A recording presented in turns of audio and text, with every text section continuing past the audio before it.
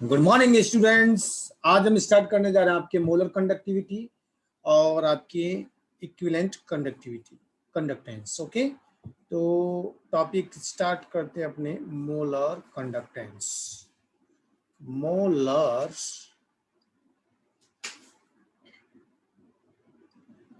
Conductance, okay, it is denoted by Kpm. Okay, definitions है आपके। Conductance of 1 mole of an electrolyte is called molar conductance.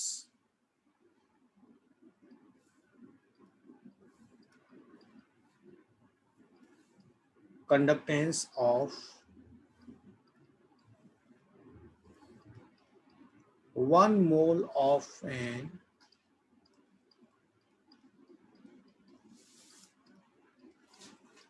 electrolyte is called molar conductance, और lambda से show करते हैं जिसको हम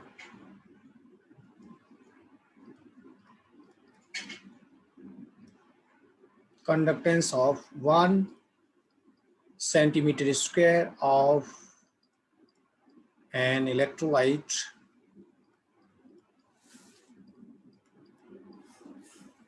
is equal to K kappa. तो ये 1 centimeter square of an electrolyte का कप्पा है, तो 20 सेंटीमीटर 1 सेंटीमीटर क्यूब है ये, तो 20 centimetre cube of an electrolyte का होगा अप्पा, ऑफ एन इलेक्ट्रोलाइट का होगा के वी खप्पा multiply volume. So let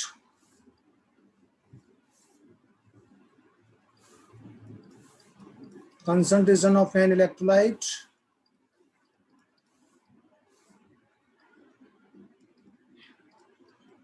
is M. M mole of an electrolyte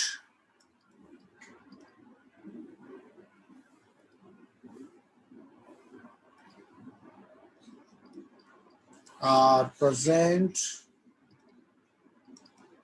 in 1 liter, बोले तो 1000 centimeter cube, बोले तो 1000 अपॉन मोलैरिटी सेंटीमीटर क्यूब। कब? जब 1 मोल होगा तो प्रेजेंट इन 1000 अपॉन मोलैरिटी। तो यहाँ मोलर कंडक्टिविटी हो गया बच्चों आपकी kappa multiply 1000 upon molarity. Unit क्या होगी बच्चों इसकी? फार्मूले से हम निकाल सकते हैं। कप्पा का होता है ओम इनवर्स 1 सेंटीमीटर इनवर्स 1, और मोलैरिटी का होता है मोल अपॉन सेंटीमीटर क्यूब। तो बच्चों यहाँ क्या हो गया, ये ओम inverse 1 centimetre inverse 1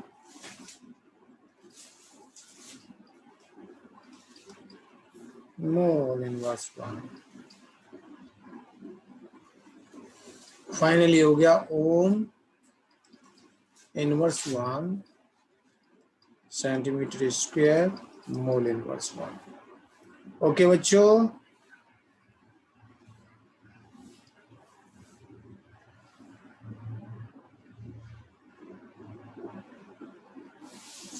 if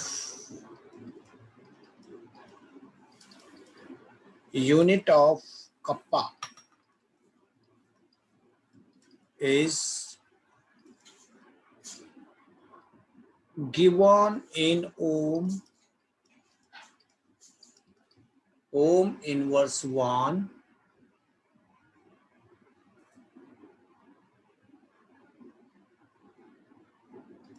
meter inverse 1, तो then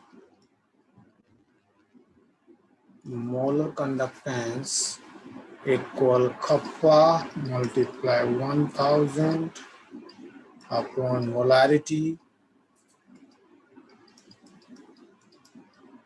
ठीक है, तो ये आपके फॉर्मूला आ जाएगा ohm inverse 1 metre square mole inverse. Okay, तो ये आपके से फॉर्मूला हम यूज करेंगे अगर मीटर में इसको दे रखा है। ठीक है, नेक्स्ट है आपकी इक्विवेलेंट कंडक्टेंस।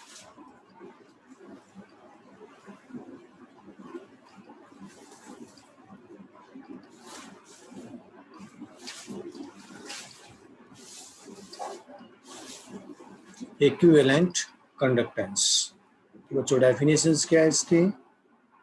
कंडक्टेंस ऑफ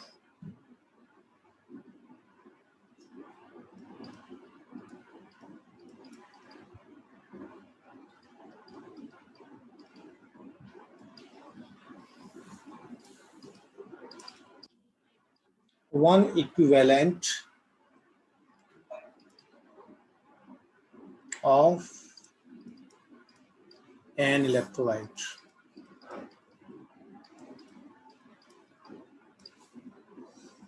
उसको हम बोलते हैं इक्विवेलेंट कंडक्टेंस। ये रहा कप्पा 1000 अपॉन नॉर्मेलिटी।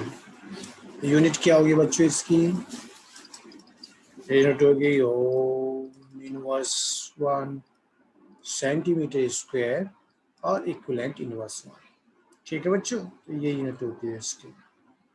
ओके, तो देखिए मोलैरिटी और इक्विवेलेंट, मोलर कंडक्टेंस और इक्विवेलेंट कंडक्टेंस में हम यहाँ पर रिलेशन स्टेब्लिश करेंगे। तो बच्चों देखिए मोलर कंडक्टेंस क्या होता है? कप्पा मल्टीप्लाई 1000 अपॉन मोलैरिटी, ऊपर नीचे वेलोसिटी फैक्टर का हम मल्टीप्लाई कर देते हैं। ठीक है ना? ओके, तो molarity upon velocity factor, molarity multiply velocity sorry variable factor क्या होता है? एन होता है कि नहीं होता है? तो बच्चों यहाँ पर ये जो वैल्यूज है ना हमारे, कौन सी ये जो वैल्यूज है ये नॉर्मेलिटी के इक्वल होती है। ठीक है ना? तो यहाँ रख देते हैं बस। अब क्या है? Kappa multiply 1000 normality multiply variable factor, और ये जो होता है वो होता है इक्विवेलेंट के इक्वल।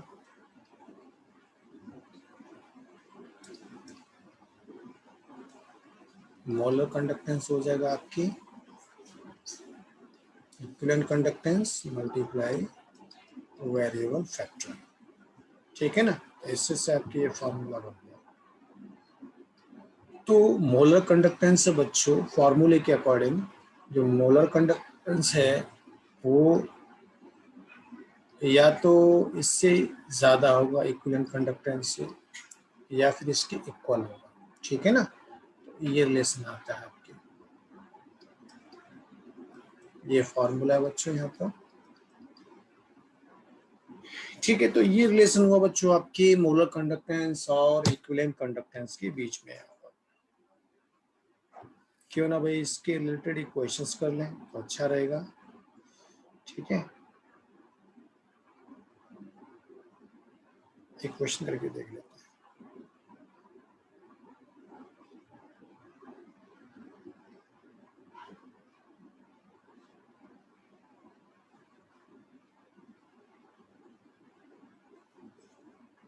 एक क्वेश्चन लिखता हूं मैं यहाँ पर, वो हमें सॉल्व करना है। क्वेश्चन क्या है बच्चों?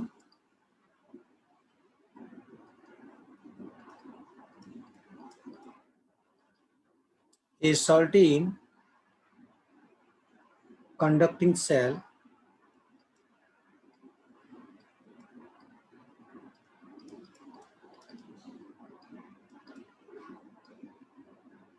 is filled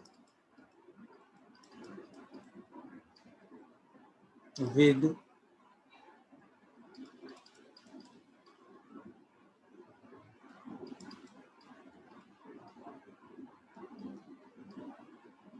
molarity K2SO4 solution.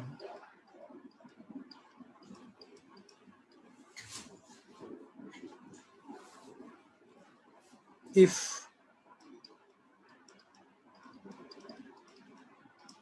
it has a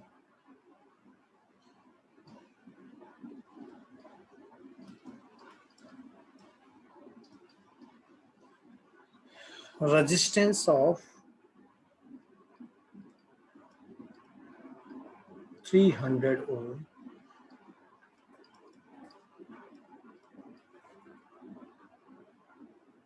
then calculate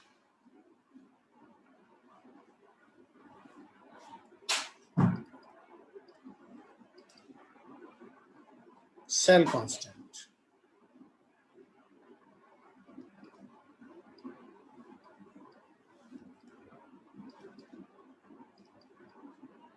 Cell constant.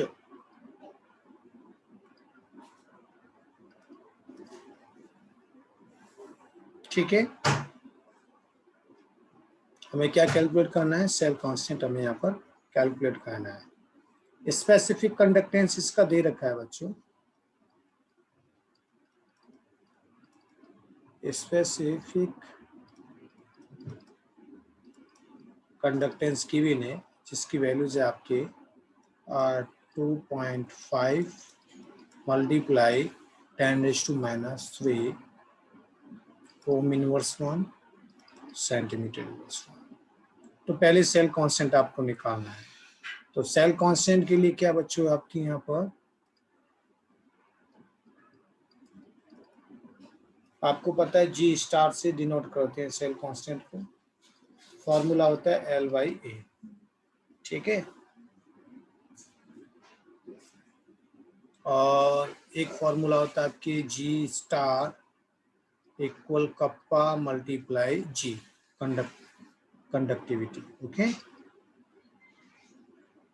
तो यहाँ पर वैल्यू रख दीजिए। कप्पा स्पेसिफिक रेजिस्टेंस कंडक्टेंस की वैल्यू कितनी है?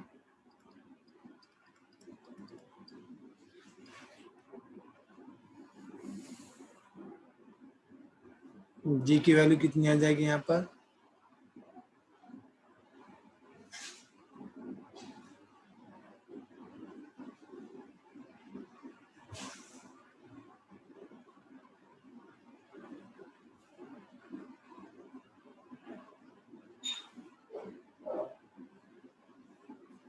जो रेजिस्टेंस है ना आपकी, कितना दे रखा है यहाँ पर?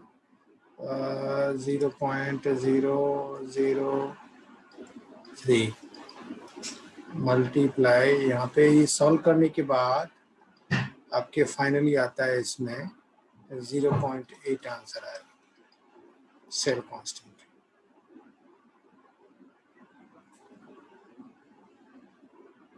ठीक है ना, जी की वैल्यू रखिए ना, क्योंकि एक्चुअली आपको मालूम है कि जी इक्वल क्या होता है? जी इक्वल होता है 1/r। आर की वैल्यू रखोगे आप 300, 1/300। ठीक है ना, तो अप्रोक्सीमेट आपकी क्या है? इतना आता है वैल्यू, इसका आएगा 0.003। यही वैल्यू मैंने यहाँ पर ये पुट कर दिया आपके। ठीक है, तो सेल कांस्टेंट आपके एस में आ गया। ठीक है, कंडक्टेंस भी आ गया, कंडक्टेंस निकालना है तो कंडक्टेंस की वैल्यूज भी आ गई आपकी। इक्विवेलेंट कंडक्टेंस अगर आपसे पूछता है कि इक्विवेलेंट कंडक्टेंस निकालना आपको, इक्विवेलेंट कंडक्टेंस इक्वल क्या हो जाएगा? कप्पा मल्टीप्लाई 1000/नॉर्मेलिटी। ठीक है, कप्पा की वैल्यू कितनी होगी आपकी? अभी आपने निकाला 2.5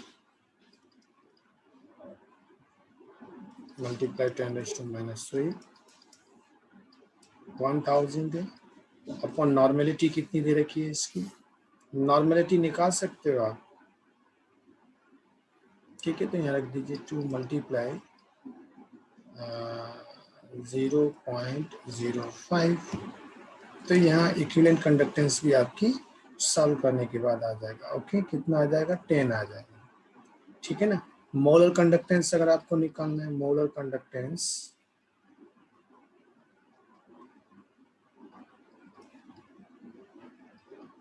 तो मोलर कंडक्टेंस क्या होता है आपकी?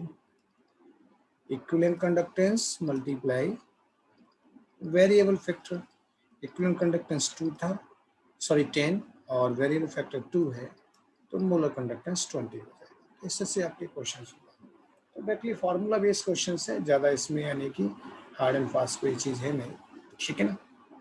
नेक्स्ट लेक्चर में हम मिलेंगे, आपकी स्टडी करेंगे आपकी factor affecting electrolytic conductance. Okay, thank you very much.